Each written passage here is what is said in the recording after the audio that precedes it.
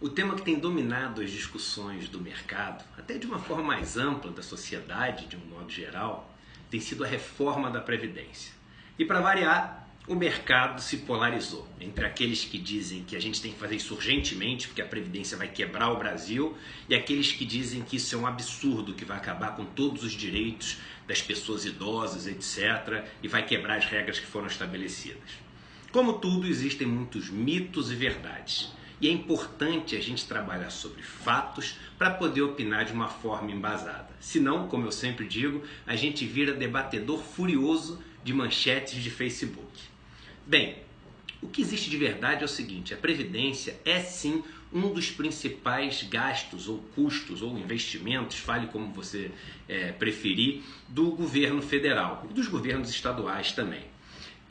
Do orçamento federal, você tem que mais ou menos 1/3 das despesas não financeiras corresponde às despesas do orçamento do Ministério de Seguridade Social.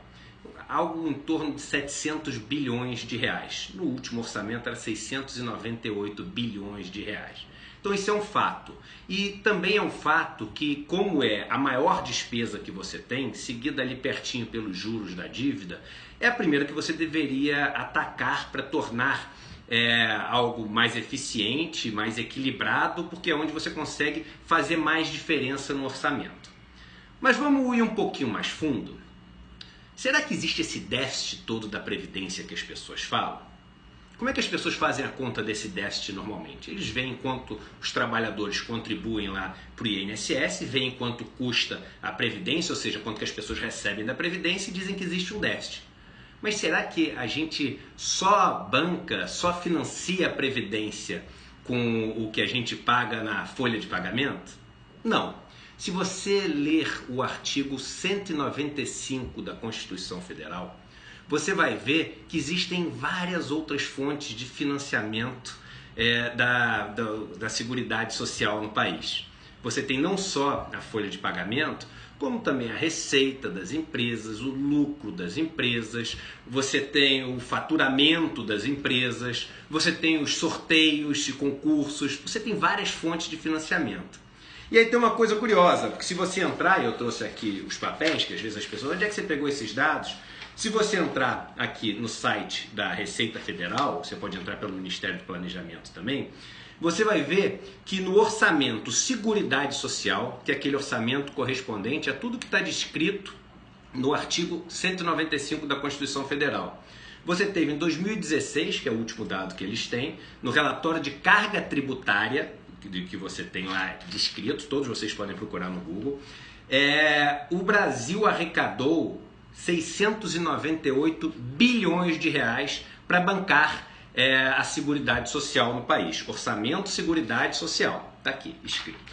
E aí você olha no orçamento do país e vê qual é o custo da Seguridade Social. E vejam a surpresa. Aqui o relatório de orçamento, também tirado do site do Ministério da Fazenda, e você vê orçamento do Ministério do Desenvolvimento Social, que inclui a Previdência Social. Adivinha quanto? 698 bilhões, o mesmo número. Então, a princípio, não temos déficit na Previdência. Mas, o que acontece que a gente acha que está faltando dinheiro, etc.? Porque em 1994... foi passado, e aqui uma informação do site do Senado, foi passado algo com o nome de Fundo Social de Emergência, que a gente conhece como desvinculação das receitas da União. Isso permite que o governo pegue aquelas receitas que são carimbadas, como essa, que equilibra exatamente a Previdência Social, e o governo pega essas despesas carimbadas pela Constituição e descarimbe elas, use para outras coisas. E aí olha o que o mesmo texto do Senado escreve. A principal fonte de recursos da DRU, que é a Desvinculação de Receitas da União, são as contribuições sociais, que correspondem a cerca de 90% do montante desvinculado. Ou seja, todo o dinheiro desviado, nesse caso não ilegalmente, mas desviado para cumprir outras funções, vem da onde? Vem da Previdência Social. E aí falta na Previdência Social. Então é por isso que existe esse déficit da Previdência, que na verdade é um déficit do país, porque o dinheiro que era para a Previdência está sendo usado para outras coisas, para saúde, para educação, para segurança, para pagamento de juros. Um dos principais lugares para onde esse dinheiro vai é para o pagamento de juros da dívida. Então é claro que a gente tem que fazer uma reforma da Previdência, porque a nossa Previdência Social tem parâmetros que são a maioria deles de 1960, da Lei Orgânica da Previdência Social, a famosa LOPS que existia antigamente. E naquela época uma pessoa de 60 anos tinha uma expectativa de vida de 10, 12 anos. Hoje uma pessoa de 60 anos tem expectativa de 22 anos. As pessoas hoje vivem mais. As pessoas hoje, elas têm que contribuir mais e começar a receber depois para a conta fechar. Isso é uma ciência atuarial, isso é matemático. Então tem que existir, mas isso tem que ser feito com muita responsabilidade. Porque a verdade é que a maior parte das pessoas que defende essa reforma da Previdência a toque de caixa nunca vai depender de Previdência. Algumas delas estão querendo que passe logo para o dólar cair e poder viajar para Disney. Outras estão querendo fazer isso para poder a açãozinha que ela comprou, o fundo de investimento, subir. Os bancos põem essa pressão toda para poderem tirar da gaveta todos aqueles IPOs que eles querem vender ao mercado. E ninguém está preocupado com o cara lá do campo que precisa disso para sobreviver.